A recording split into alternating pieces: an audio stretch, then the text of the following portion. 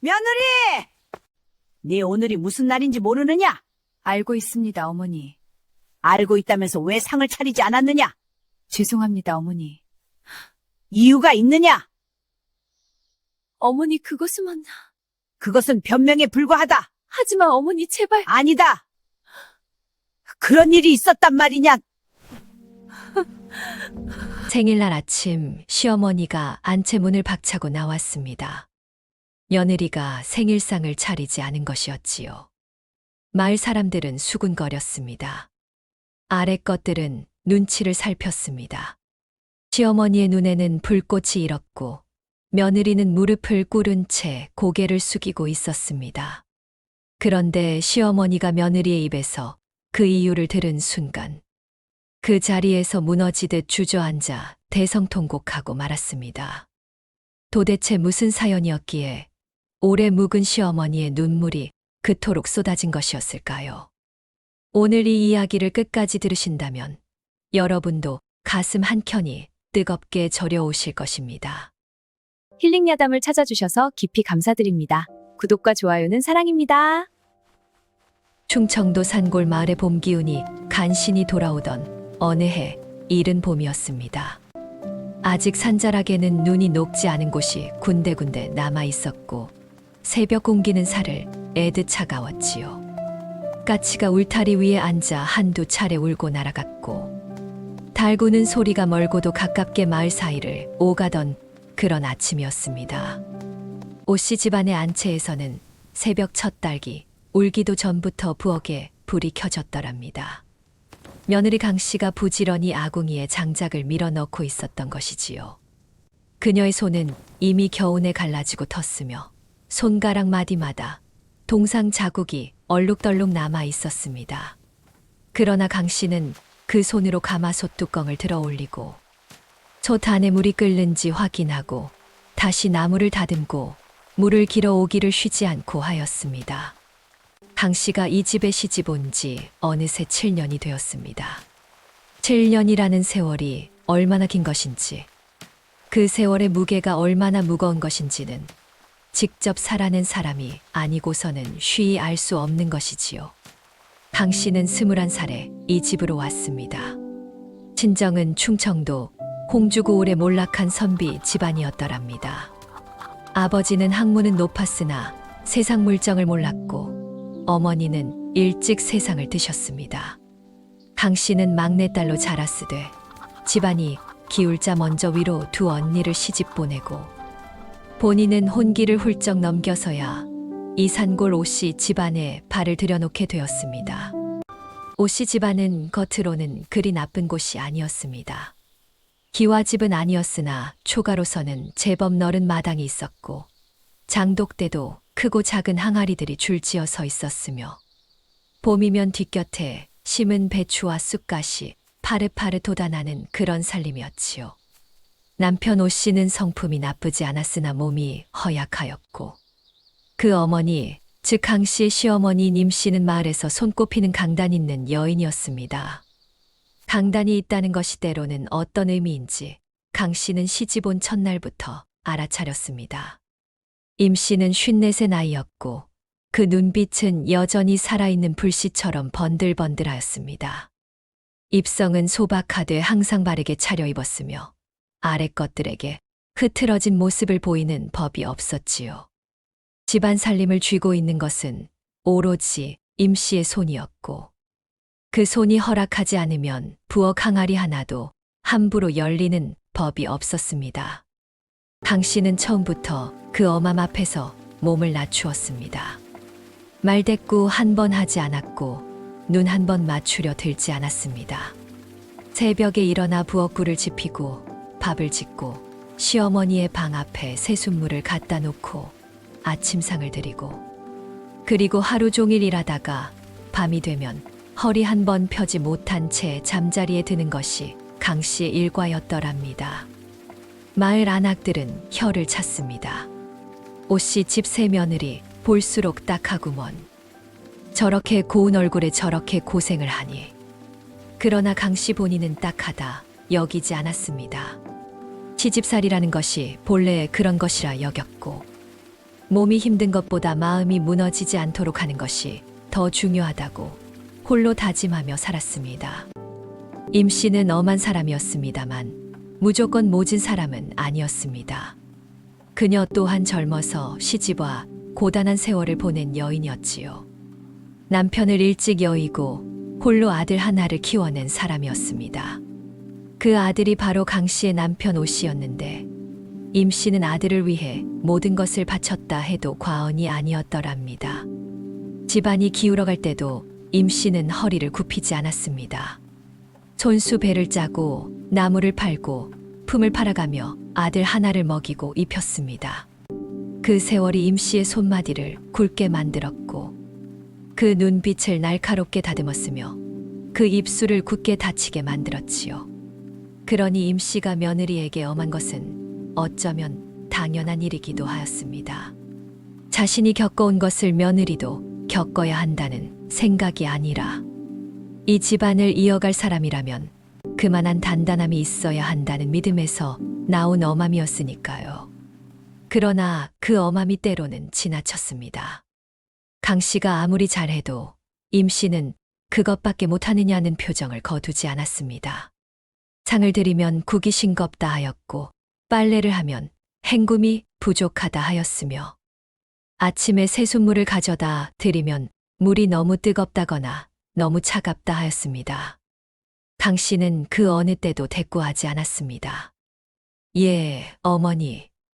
하고 고개를 숙이고는 다시 부엌으로 돌아갔습니다. 눈물이 나려 하면 아궁이 불 앞에 쪼그려 앉아 그 열기에 눈물을 말렸더랍니다. 아궁이 속 불꽃이 찌르르 올라와 강 씨의 눈앞을 붉게 물들일 때 강 씨는 속으로 혼자 중얼거렸습니다. 참으면 된다. 이 집 며느리라면 참는 것이 도리다. 그렇게 해를 넘기고 또 해를 넘겼습니다.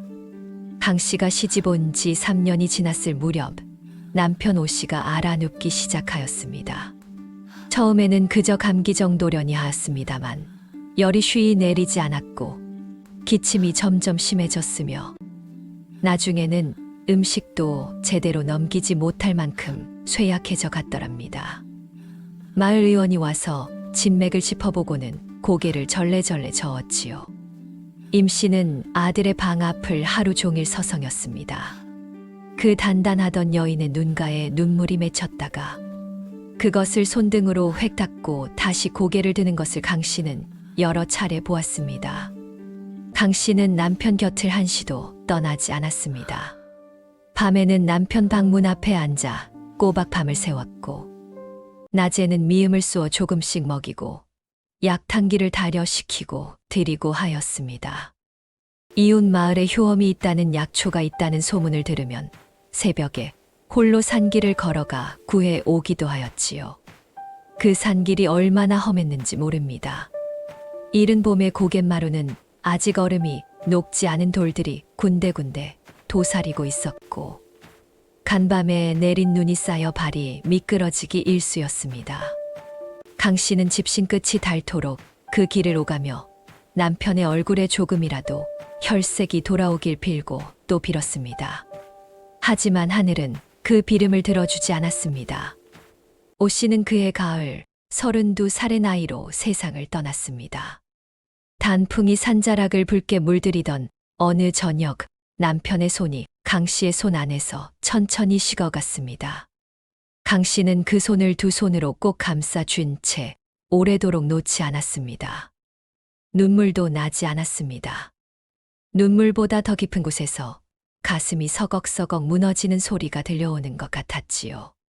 임 씨는 아들의 시신 앞에서 처음으로 소리를 내어 울었습니다. 그 울음소리는 강 씨가 이제까지 들어본 가장 낮고 깊은 울음이었습니다. 땅속 깊은 곳에서부터 올라오는 듯한 한 여인이 평생 쌓아온 모든 것이 한꺼번에 무너지는 것 같은 울음이었지요. 그날 밤 강 씨는 부엌 한쪽 구석에 쪼그려 앉아 소리 없이 울었습니다. 남편이 떠난 뒤 강 씨는 24세 청상과부가 되었습니다. 조선의 과부란 얼마나 외로운 신세인지요. 친정으로 돌아갈 수도 없었고 그렇다고 시집을 떠날 수도 없었습니다. 강 씨에게 남은 것이라고는 이 집, 그리고 이 시어머니뿐이었더랍니다. 임 씨는 아들을 잃은 뒤 달라졌습니다. 처음 한동안은 더 모질어졌습니다. 허공을 향한 분노가 며느리에게 쏟아지기도 하였지요. 내가 박복한 탓에 내 아들이 일찍 갔다는 말을 임 씨가 내뱉은 것은 한두 번이 아니었습니다. 그 말이 얼마나 칼날 같았는지 강 씨는 그것을 온몸으로 받아냈습니다. 할 말이 없지 않았습니다. 남편이 세상을 떠나는 그 마지막 순간까지 잠도 자지 않고 곁을 지킨 것이 자신인데, 박복하다는 말을 들어야 한다는 것이 억울하지 않은 것은 아니었지요. 그러나 강 씨는 그 억울함을 삼켰습니다. 눈 한 번 깜짝이지 않고 임 씨의 말을 받아들었습니다. 그렇게 3년이 흘렀습니다. 임 씨의 말이 조금씩 달라지기 시작한 것은 그 무렵이었습니다. 어느 날 아침 강 씨가 상을 들이자 임 씨가 오랫동안 조용히 바라보다가 짧게 말하였습니다. 먹어라. 그게 전부였지요. 그러나 그 두 글자가 강 씨의 가슴을 얼마나 울렸는지 모릅니다. 세월이 흐르면서 임 씨와 강 씨 사이에는 말로는 설명하기 어려운, 그러나 분명히 존재하는 어떤 것이 쌓이기 시작하였습니다. 두 여인은 여전히 많은 말을 나누지 않았습니다. 그러나 부엌에서 나란히 밥을 지을 때, 혹은 장독대 앞에서 함께 김장을 담글 때, 그 사이에 흐르는 것은 더 이상 차가운 긴장이 아니었더랍니다. 해가 또 바뀌고 봄이 왔습니다. 그해 겨울은 유난히 혹독하였더랍니다. 첫눈이 일찍 내리더니 봄이 되어 산골 마을의 곳간은 바닥을 드러냈고, 고을 곳곳에서 굶주린 백성들의 탄식이 그치질 않았습니다. 관가에서는 진율곡을 풀었으나 그것도 오래 버티지 못하였지요. 봄이 반쯤 지날 무렵 고을 원님이 포고령 하나를 내렸습니다. 흉년이 극심하여 민심이 흉흉하니 잔치상이나 생일상을 차려 이웃의 눈을 자극하는 행위를 엄금한다는 것이었습니다. 잔치를 벌이는 자가 있거든 마을 사람 누구든 관가에 고발할 수 있으며, 고발한 자에게는 포상을, 고발당한 자에게는 곤장과 재물 몰수의 벌을 내리겠다는 내용이었지요. 이 포고령이 마을 장터의 방문으로 내걸린 것은 임 씨의 60번째 생일이 되기 딱 사흘 전 일이었습니다. 강 씨는 그 사실을 생일 전날 저녁에야 알았습니다. 그래. 장터에 간 것도 아니었습니다. 이 약재는 네 어머니가 이웃 남기신 마을 거야. 나물 장수 정말요? 노파가 어머니의 저물녘에 유품이네. 길을 네가 지나다 이어받아야 해. 담장 너머로 이 말을 약재는 건넨 네 어머니가 것이었지요. 남기신 거야. 거옷이 된 며느리, 그래. 내일 네가 모레 이어받아야 시어머니, 해. 예순 이 약재는 네 생일이라더니 어머니가 남기신 상을 거야. 차릴 모양이요? 어머니의 유품이 강 씨가 네가 무심결에 이어받아야 고개를 해. 끄덕이자 이 약재는 네 노파가 어머니가 낮은 남기신 목소리로 거야. 말하였습니다. 어머니의 유품이 그러지 네가 말어. 이어받아야 해. 고을 이 원님이 약재는 네 포고령을 어머니가 남기신 내렸구먼. 거야. 정말요? 잔치상 어머니의 차렸다가 네가 고발당하면 이어받아야 해. 곤장의 이 살림까지 약재는 네 다 어머니가 뺏긴다 남기신 하는디. 거야. 정말요? 게다가 이 마을에 네가 이어받아야 요즘 해. 고발꾼이 있다는 이 소문이 약재는 있어. 네 어머니가 남기신 거야. 누가 그런 정말요? 노릇을 하는지는 어머니의 모르겠지만 네가 이어받아야 해. 이웃 마을 최 이 씨 약재는 댁도 네 작은 어머니가 생일상 남기신 거야. 차렸다가 정말요? 그걸로 어머니의 관가에 유품이래. 들어갔다 네가 하더라. 이어받아야 해. 노파는 이 그 약재는 말만 네 어머니가 남기고 남기신 길을 거야. 떠났습니다. 정말요? 어머니의 유품. 강 씨는 그 자리에 한동안 서 있었습니다. 발이 움직이지 않았습니다. 머릿속이 빠르게 돌아갔지요. 임 씨는 이 포고령을 알고 있을까?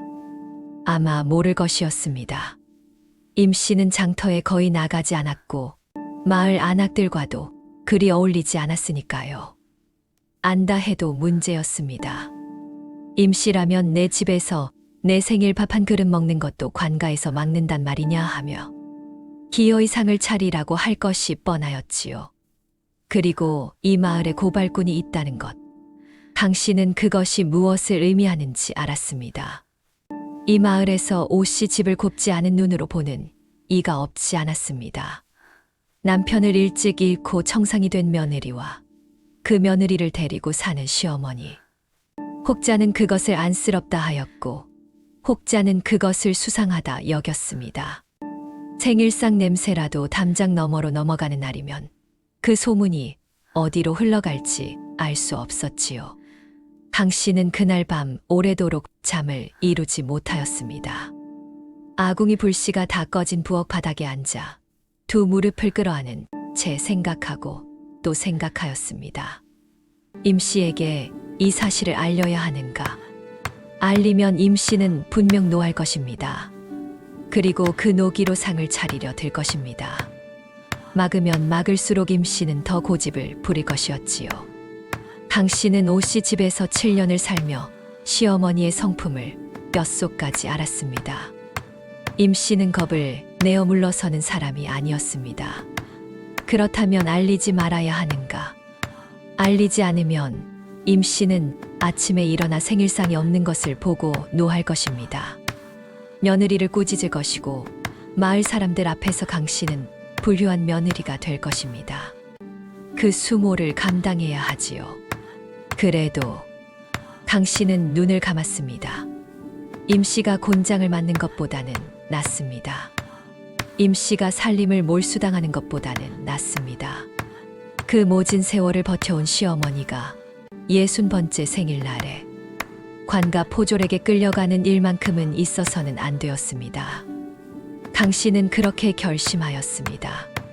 상을 차리지 않기로, 그리고 그 이유를 쉽사리 밝히지 않기로.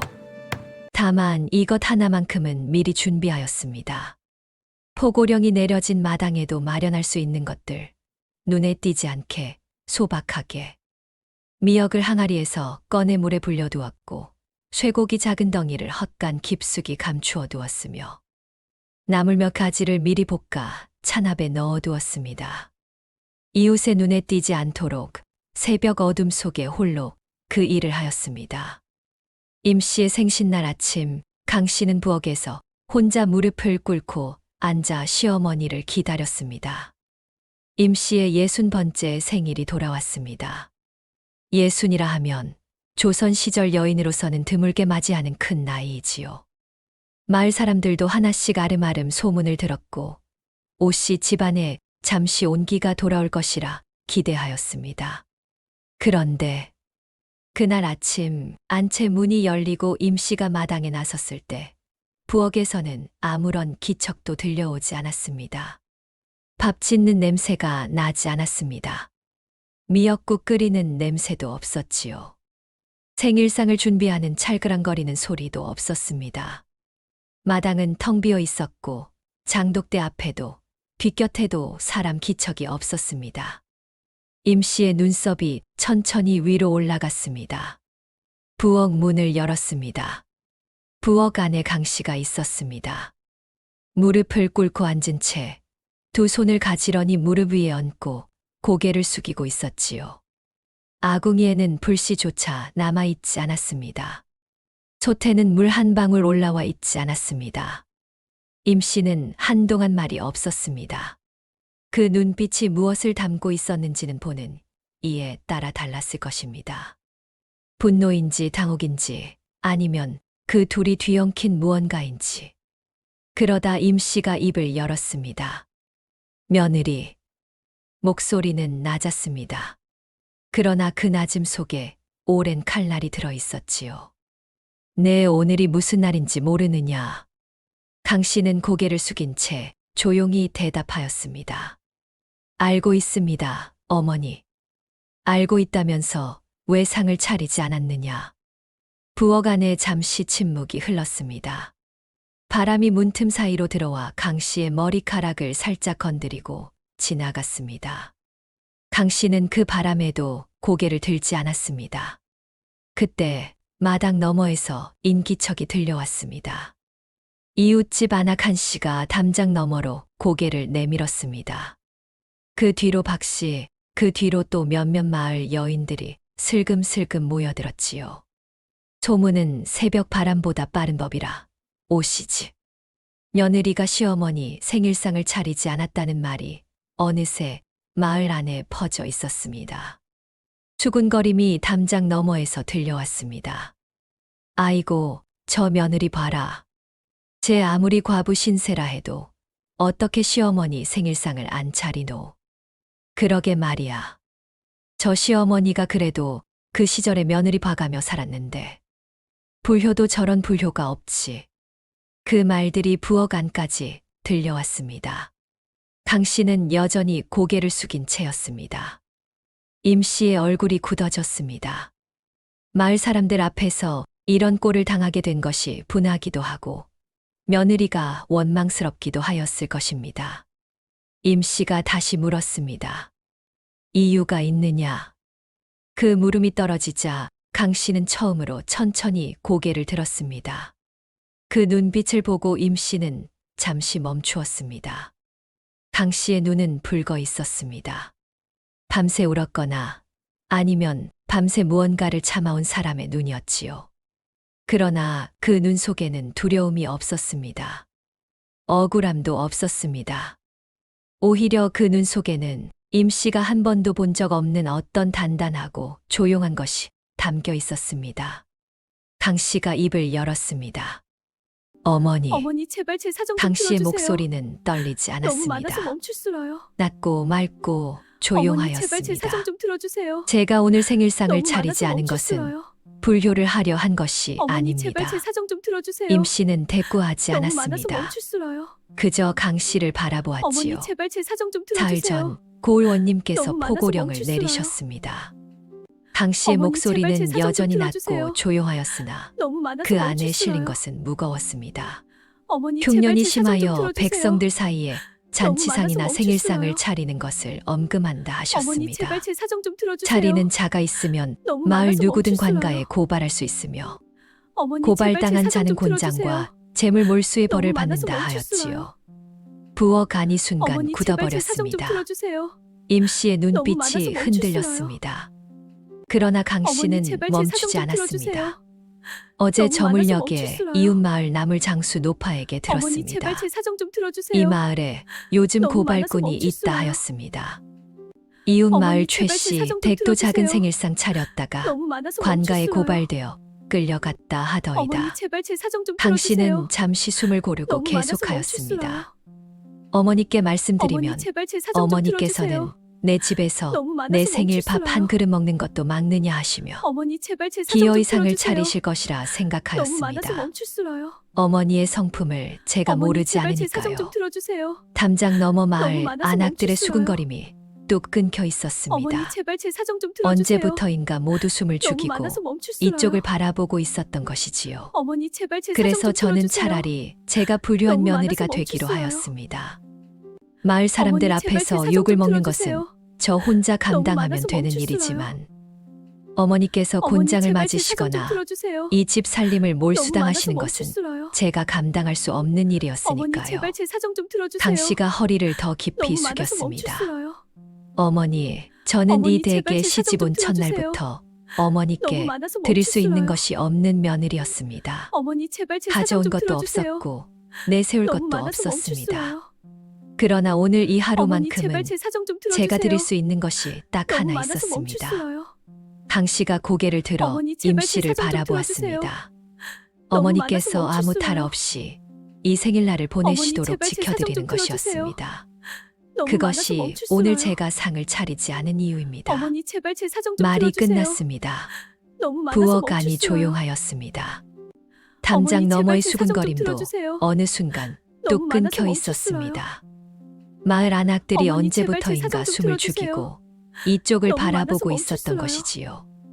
임 씨는 어머니, 오랫동안 제발 제 말이 사정 좀 없었습니다. 그러다 많아서 임 멈출 씨의 수라요. 입술이 떨렸습니다. 아주 조금 보일 듯 말 듯. 그것이 시작이었습니다. 임 씨는 평생 잘 울지 않는 여인이었습니다. 젊어서 남편을 잃을 때도 세상의 온갖 서름을 등에 지고 아들 하나 키워낼 때도 그 아들마저 먼저 보낼 때도 임 씨는 소리를 내어 울기보다는 그 눈물을 안으로 삼키는 편이었지요. 약한 모습을 보이는 것은 임 씨에게는 허락되지 않는 일이었습니다. 그런 임 씨가 그날 아침 부엌 바닥에 주저앉았습니다. 두 무릎이 땅에 닿는 순간 50년 넘게 쌓아온 모든 것이 한꺼번에 무너지는 것 같았습니다. 어깨가 떨리기 시작하였고 그 떨림이 온몸으로 퍼져나갔으며 그리고 목구멍 깊은 곳에서부터 억눌려 있던 무언가가 터져 올라왔습니다. 임 씨가 대성통곡하였습니다. 그 울음은 크고 낮고 처참하였습니다. 담장 너머 마을 안악들이 놀라 서로 얼굴을 바라보았습니다. 오씨 집시어머니가 그 단단하고 무서운 임 씨가 부어 바닥에 주저앉아 저토록 우는 것을 본 사람은 아무도 없었으니까요. 강 씨는 잠시 얼어 있다가 이내 시어머니 곁으로 다가앉았습니다. 네, 어머니. 임 씨는 며느리야, 한동안 그동안 속에 울었습니다. 담아둔 얘기가 너무 소리 많았어. 내어 네가 울다가 와줘서 정말 훌쩍이다가 고마워. 네, 어머니. 또 소리 내어 며느리야, 울다가 그동안 속에 담아둔 강 씨는 얘기가 그 너무 곁에 많았어. 조용히 네가 앉아 와줘서 정말 아무 고마워. 말도 하지 네, 어머니. 않았습니다. 며느리야, 말이 그동안 필요한 속에 담아둔 순간이 얘기가 너무 아니었으니까요. 많았어. 네가 와줘서 한참 만에 임 씨가 겨우 울음을 가라앉혔습니다. 그리고 손등으로 눈물을 닦으면서 떨리는 목소리로 말하였습니다. 내가 이 마을에서 60년을 살았다. 60년 동안 내 편이라는 것이 아들 하나뿐이었는데 그 아들마저 먼저 갔어. 임 씨의 목소리가 다시 젖어들었습니다. 그 뒤로 내가 이 집에서 버텼는데 아무도 내 앞에서 나를 지켜주는 척 한 번 하지 않았는데 강 씨의 눈에서 눈물이 흘러내렸습니다. 이번에는 막지 않았습니다. 너는 불효한 며느리라는 소리 들어가면서 마을 사람들 욕받이 되면서 나 혼자 탈나지 말라고 그렇게 하였구나. 임 씨가 강 씨의 손을 잡았습니다. 그 손이 차갑고 거칠었지만 그 안에 담긴 힘은 따뜻하였습니다. 너한테 모진 소리 많이 하였다. 박복하다 하였고 내 아들 잘못 모셨다 하였고 그것은 내 잘못이었다. 임 씨의 입술이 다시 떨렸습니다. 내가 아니었으면 내 아들이 그 마지막 날들을 어떻게 버텼을꼬. 내가 다 보았다. 내가 새벽에 약초 구하러 산길 오르는 것도 밤새 방 앞을 지키는 것도 내가 다 보았으면서 고맙다 말 한 번 못하였구나. 강 씨가 울면서 고개를 저었습니다. 어머니, 그런 말씀 마십시오. 아니다, 해야 한다. 임 씨가 강 씨의 손을 더 꽉 쥐었습니다. 7년 동안 고생하였다. 참 고생 많이 하였다. 그 말 한마디에 강 씨가 결국 소리를 내어 울고 말았습니다. 7년이었습니다. 그동안 속에 담아둔 7년 동안 한 많았어. 번도 네가 그 와줘서 말을 정말 듣지 고마워. 못하였던 네, 7년. 어머니. 며느리야, 추운 그동안 속에 새벽마다 담아둔 얘기가 장작을 너무 많았어. 패던 손이 네가 와줘서 꽁꽁 정말 얼던 고마워. 네, 어머니. 겨울마다 며느리야, 아무도 그동안 알아주지 속에 담아둔 않는다는 얘기가 너무 외로움이 많았어. 가슴을 네가 와줘서 눌러오던 정말 고마워. 밤마다 네, 어머니. 강 씨가 며느리야, 속으로만 그동안 속에 삼켜왔던 담아둔 것들이 얘기가 너무 한꺼번에 많았어. 네가 흘러나왔습니다. 와줘서 정말 고마워. 두 네, 여인이 어머니. 부엌 바닥에 며느리야, 나란히 앉아 그동안 속에 울었습니다. 담아둔 얘기가 너무 많았어. 시어머니와 네가 와줘서 며느리가 정말 고마워. 네, 어머니. 50이 훌쩍 며느리야, 넘은 그동안 속에 여인과 담아둔 20대 얘기가 너무 후반의 많았어. 젊은 과부가 네가 와줘서 정말 고마워. 담 너머로 네, 내다보던 어머니. 마을 며느리야, 안악들도 그동안 눈물을 속에 담아둔 얘기가 훔쳤습니다. 너무 많았어. 네가 아무도 와줘서 말을 정말 할 수 고마워. 없었습니다. 네, 어머니. 며느리. 한참 만에 강 씨가 눈물을 닦고 일어섰습니다. 어머니, 잠깐 기다려 주십시오. 강 씨는 부엌에 불을 지폈습니다. 아궁이 안으로 장작을 넣고 불씨를 살리고 솥에 물을 올렸습니다. 뒷곁 장독대에서 미리 불려두었던 미역을 꺼냈습니다. 헛간 깊숙이 감추어 두었던 쇠고기 한 덩이를 꺼내왔습니다. 참기름 한 종지를 꺼내 솥에 두르고 먼저 쇠고기를 볶았습니다. 고소한 냄새가 피어오르기 시작하였지요. 불린 미역을 그 위에 넣고 함께 볶다가 물을 붓고 뚜껑을 덮었습니다. 그리고 강 씨는 찬압을 열었습니다. 사실은 상을 아예 준비하지 않은 것이 아니었습니다.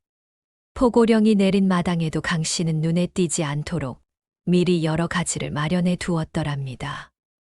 마른 나물 몇 가지를 물에 불려 볶아두었고 두부도 잘라 양념에 졸여두었으며 묵도 미리 썰어두었습니다. 새벽 어둠 속에 혼자 한 일이었지요. 소문이 날까 싶어 불도 크게 떼지 않고 연기도 최대한 줄이며 하였던 것입니다.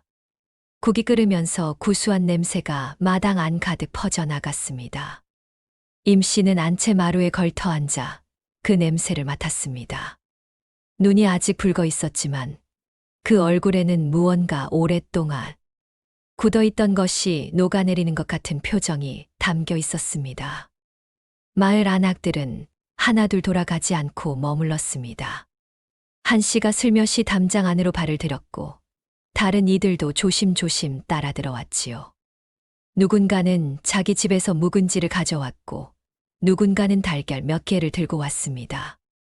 포고령이 내린 것을 모르는 이가 없었지만 그날만큼은 아무도 그 말을 입에 올리지 않았습니다. 마을 사람들이 하나씩 한 가지씩을 보태어 그날 오씨 집 마당에는 소박 하나마 생일상이 차려졌습니다. 강 씨가 상을 들고 나오면서 임 씨 앞에 무릎을 꿇었습니다. 어머니, 진지 드십시오. 임 씨가 그 상을 내려다보았습니다. 한가운데 김이 모락모락 피어오르는 미역국이 있었습니다. 쇠고기가 부드럽게 풀어져 국물이 진하고 구수하였지요. 그 옆으로 나물 몇 가지와 두부조림, 묵무침이 놓였습니다. 소박하였으나 단정하고 정성스러운 상이었습니다. 임 씨가 숟가락을 들었습니다. 미역국을 한 숟가락 떠서 입에 넣었습니다. 그리고 잠시 눈을 감았습니다. 그 눈 안에서 무엇이 지나갔는지는 알 수 없습니다. 아들의 얼굴이었는지 아니면 그 길고 외로운 세월이었는지. 임 씨는 눈을 뜨지 않은 채 한동안 그렇게 앉아 있었습니다. 그리고 천천히 눈을 뜨며 말하였습니다. 며느라.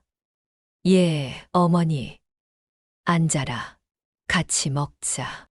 강 씨가 잠시 머뭇거렸습니다. 7년 동안 한 번도 그런 말을 들은 적이 없었으니까요. 어머니, 저는 나중에 앉으라 하였다.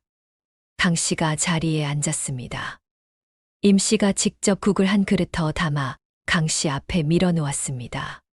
두 여인이 나란히 앉아 밥을 먹었습니다. 담 너머에서 마을 안악들이 조용히 바라보다가 한 씨가 낮은 목소리로 말하였습니다. 아이고, 저런 며느리가 또 어디 있겠노. 아무도 대꾸하지 않았습니다. 모두가 조용히 그 장면을 바라보았지요. 봄 햇살이 마당 위로 따스하게 내려앉고 있었습니다. 그날 이후로 오 씨 집이 달라졌습니다. 임 씨가 달라진 것이었지요. 처음에는 작은 것들이 달라졌습니다. 강 씨가 상을 들이면 수고하였다는 말을 하기 시작하였고, 강 씨가 빨래를 하면 고생하는구나 하였습니다. 예전 같으면 퉁명스럽게 지적을 하였을 일들에 대해 임 씨는 잠자코 받아들이기 시작하였습니다. 마을 사람들은 놀랐습니다. 임 씨가 달라졌다더라. 어떻게 달라졌다고? 며느리한테 따뜻하게 대한다고. 세상에 그런 일이 있나. 소문은 또 새벽 바람보다 빠르게 퍼져나갔습니다. 그러나 이번 소문은 따뜻한 것이었지요. 강 씨도 달라졌습니다. 예전에는 항상 긴장한 채로 움직였습니다. 시어머니의 눈치를 살피고 무엇을 어떻게 해야 혼나지 않을까 생각하며 살았지요. 그런데 이제는 그 긴장이 조금씩 풀려가기 시작하였습니다. 몸이 가벼워졌고 부엌일이 조금은 덜 무겁게 느껴졌습니다. 두 여인은 저녁이면 마루에 나란히 앉아 바느질을 하기 시작하였더랍니다. 처음에는 그저 같은 자리에 앉아 있는 것뿐이었습니다. 말이 없어도 어색하지 않은 침묵이 흘렀지요.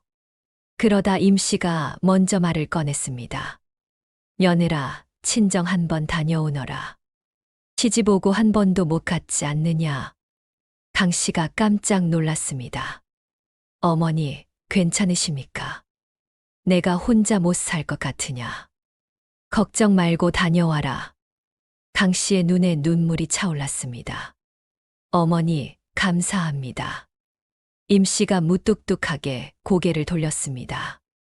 그러나 그 귀가 조금 붉어진 것을 강 씨는 놓치지 않았습니다. 강 씨가 홍주 친정에 다녀온 것은 그해 여름이었습니다. 집신을 새로 삶고 여행 보따리를 꾸리면서 강 씨는 자꾸만 뒤를 돌아보았습니다. 시어머니가 홀로 남겨지는 것이 마음에 걸렸던 것이지요. 임 씨는 마당 어귀에 서서 강 씨를 배웅하였습니다. 조심히 다녀와라. 그게 전부였지만 그 말 안에 담긴 것은 그게 전부가 아니었습니다. 강 씨는 마을을 벗어나 고갯마루를 넘으면서 한 번 뒤를 돌아보았습니다.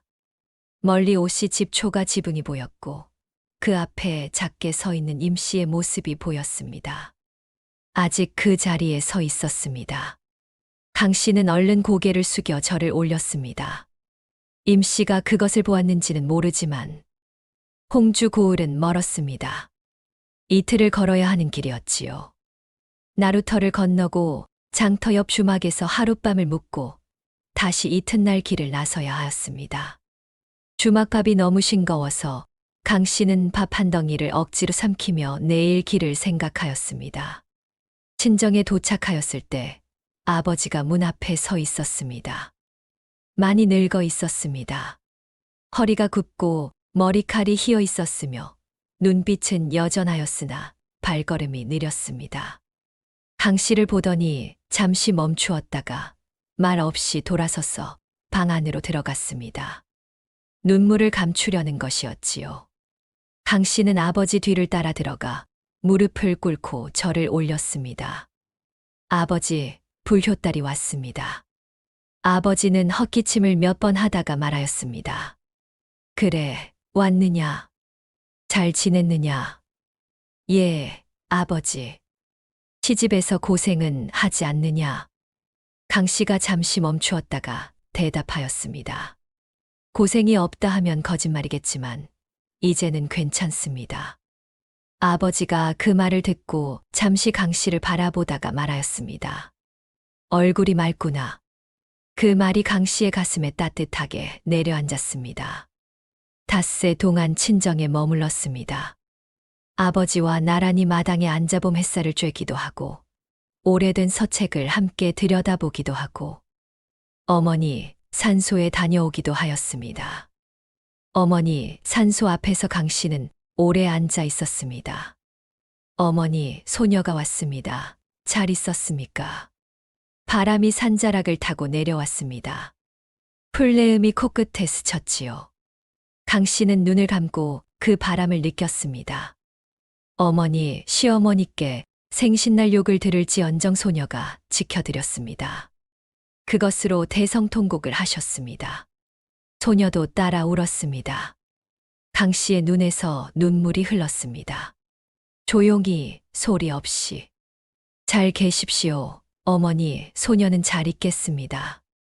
닷새 만에 돌아오는 길, 강 씨는 장터에 들렀습니다. 시어머니를 위한 선물을 사려는 것이었지요. 주머니에 있는 돈을 세어보았습니다. 넉넉하지 않았습니다. 그러나 강 씨는 꼼꼼히 장터를 돌아다녔습니다. 고운 놀이개 하나를 샀습니다. 홍옥색 수술이 달린 작고 소박한 것이었지만 빛깔이 고왔습니다. 그 옆에서 참기름 한 병도 샀습니다. 임 씨가 미역국을 끓일 때 쓰는 참기름이 거의 떨어져 가고 있었으니까요. 그리고 마지막으로 장터 한쪽에서 파는 말린 황태 몇 마리를 샀습니다. 임 씨가 황태국을 좋아한다는 것을 이제 강 씨는 알고 있었지요. 오씨 집에 돌아왔을 때는 해가 서산 너머로 기울고 있었습니다. 마당에 들어서자 임 씨가 우물가에서 물을 깃고 있었습니다. 강 씨를 보더니 우물가에 두레박을 내려놓았습니다. 왔느냐? 예, 어머니, 다녀왔습니다. 강 씨가 보따리를 풀어 놀이개를 꺼냈습니다. 어머니, 이것이 마음에 드실지 모르겠습니다. 임 씨가 놀이개를 받아들었습니다. 손바닥 위에서 홍옥빛 수술이 흔들렸지요. 임 씨는 잠시 그것을 바라보았습니다. 이것을 나한테 사왔느냐? 예. 임 씨가 말없이 놀이개를 저고리 고름에 달았습니다. 그리고 돌아서서 우물 쪽으로 걸어가며 말하였습니다. 황태국이나 끓이자. 참기름 좀 있느냐? 강 씨가 참기름 병을 꺼내 들었습니다. 어머니, 여기 있습니다. 임 씨가 잠시 강 씨를 돌아보았습니다. 그리고 작게, 아주 작게 웃었습니다. 그것이 강 씨가 7년 만에 처음 본 임 씨의 웃음이었습니다. 강 씨는 그 웃음을 마음 깊이 새겼습니다. 해가 가고 또 해가 갔습니다. 강 씨와 임 씨 사이의 이야기는 마을 사람들 사이에서 오래도록 전해졌습니다. 생일상을 차리지 않았던 며느리, 그리고 그 이유를 들은 시어머니의 눈물. 사람들은 그 이야기를 할 때마다 하나같이 목이 메었더랍니다. 임 씨가 70을 넘겼을 무렵 몸이 급격히 쇠해지기 시작하였습니다. 강 씨는 그때부터 임 씨 곁에 더 가까이 붙었습니다. 약을 다리고 음식을 죽으로 쑤어드리고 밤에 임 씨가 기침이라도 하면 일어나 등을 두드려 드렸습니다. 예전 남편을 병간호하던 그 정성이 이제는 시어머니에게로 옮겨왔던 것이지요. 임 씨는 어느 날 강 씨의 손을 붙잡고 말하였습니다. 며느라, 예, 어머니. 나는 내가 불쌍하다 생각하였는데 알고 보니 내가 불쌍하였더구나. 강 씨가 눈물을 참으며 말하였습니다. 어머니, 무슨 말씀이십니까? 나는 40년을 혼자 강한 척 살았다. 아무도 내 속을 들여다보지 않아도 되는 척. 내가 아무것도 필요 없는 척. 그러다 내가 욕바지가 되면서까지 나를 지켜주었는데 그것이 그렇게 무너지더라. 임 씨의 눈가에 물기가 맺혔습니다. 사람은 누구나 아무리 강한 사람이라도 누군가 자기 곁에 서주기를 기다리는 것인가 보다. 나는 그것을 이른이 다 되어서야 알았다. 강 씨가 임 씨의 손을 두 손으로 감싸 쥐었습니다. 어머니, 이제 아셨으니 되지 않습니까? 임 씨가 고개를 저었습니다. 이제 알기에는 너무 늦었지. 어머니, 그래도 다행이다. 내가 있으니. 그 말이 끝나고 임 씨가 눈을 감았습니다. 강 씨는 그 손을 오래 잡고 있었습니다. 임 씨의 72번째 생일이었습니다. 몸이 많이 약해져 있었지만 그날만큼은 임 씨가 마루에 앉아 햇볕을 쬐고 싶다 하였더랍니다. 강 씨가 솜을 두꺼이 넣은 이불을 들고 나와 임 씨의 어깨에 걸쳐드렸습니다. 봄 햇살이 마당에 가득하였습니다. 장독대 위로 햇빛이 반짝이고 뒷곁에서 봄바람이 불어왔습니다. 어딘가에서 꽃내음이 실려왔는지 임 씨가 코를 살짝 들었습니다. 꽃이 피었구나. 예, 어머니. 살구꽃이 피었습니다. 그렇구나. 임 씨가 눈을 가늘게 뜨고 하늘을 올려다보았습니다. 파란 하늘에 흰 구름이 천천히 흘러가고 있었지요. 강 씨가 상을 들고 나왔습니다. 가운데 미역국이 있었습니다. 쇠고기를 참기름에 볶아 끓인 임 씨가 가장 좋아하는 그 미역국이었습니다. 그 옆에 임 씨가 좋아하는 황태구이, 나물, 두부조림, 그리고 조그마한 떡 한 접시가 있었습니다. 임 씨가 그 상을 내려다보았습니다. 이번 생일에는 무사히 차렸구나. 강 씨가 무릎을 꿇고 말하였습니다. 예, 어머니. 이제는 무탈한 세월입니다. 임 씨가 잠시 그 말을 듣고 있다가 천천히 고개를 끄덕였습니다. 그래. 무탈한 세월이 되었구나. 숟가락을 들었습니다. 미역국을 한 숟가락 뜨면서 임 씨가 조용히 말하였습니다. 고맙다, 며느라. 강 씨의 눈에 눈물이 고였습니다. 이번에는 참지 않아도 되었습니다.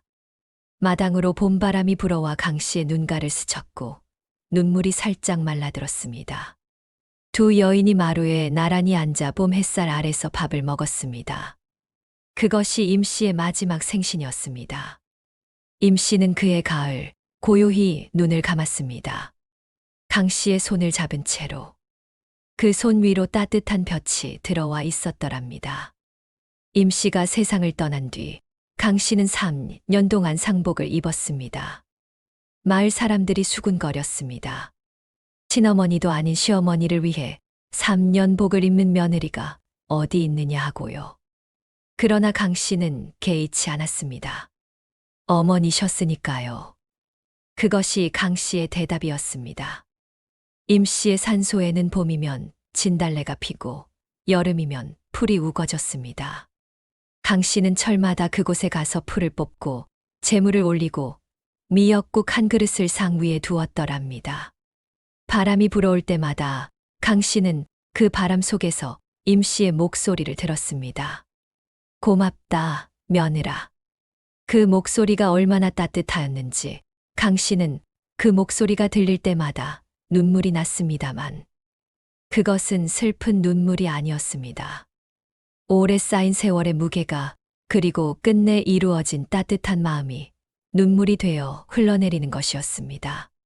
강 씨의 이야기는 마을에서 시어머니와 며느리 사이에 쌓인 오해와 상처를 풀어야 할 때 사람들이 서로에게 들려주는 이야기가 되었습니다. 생일상을 차리지 않은 며느리, 그 이유를 들은 시어머니의 눈물, 그 눈물 안에는 평생 혼자 강한 척, 버텨온 한 여인이 처음으로 자신의 곁에 서준 사람을 만난 감격이 담겨 있었습니다. 그리고 그 자리를 지킨 것은 한 며느리였지요. 욕을 먹어도 좋다, 불효라는 소리를 들어도 좋다.